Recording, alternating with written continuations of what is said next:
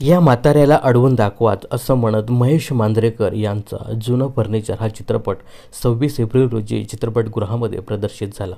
या चित्रपटाला सध्या प्रेक्षकांचा चांगला प्रतिसाद मिळताना दिसतोय। प्रेक्षकांना भावुक करणारा हा चित्रपट बॉक्स ऑफिसवर चांगली कमाई करत आहे।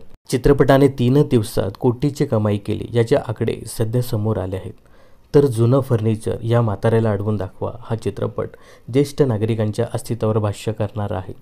मुलाप्रती असलेल्या कर्तव्यामध्ये आपण कमी पडणार नाही याची चिंता आईवडिलांना नेहमीच असते, परंतु ती चिंता, काळजी, जबाबदारी आईवडिलांच्या म्हातारपणात मुलं बजावतात का असा प्रश्न उपस्थित करणारा हा सिनेमा ज्येष्ठ नागरिकांसह तरुणांना सुद्धा हा चित्रपट भावताना दिसतोय। तर सॅकनिल या वेबसाईटने या चित्रपटाचे कमाईचे आकडे समोर आणले आहेत। तर शुक्रवारी प्रदर्शनाच्या पहिल्या दिवशी या चित्रपटाने 40 लाखाची कमाई केली, तर दुसऱ्या दिवशी म्हणजे वीकेंड शनिवारी 77 लाख रुपयाची कमाई केली। तर रविवारी या चित्रपटाच्या कमाईत मोठी वाढ झाल्याचं पाहायला मिळालं। तिसऱ्या दिवशी या चित्रपटाने तब्बल 120 कोटी रुपयाची दणदणीत कमाई केली।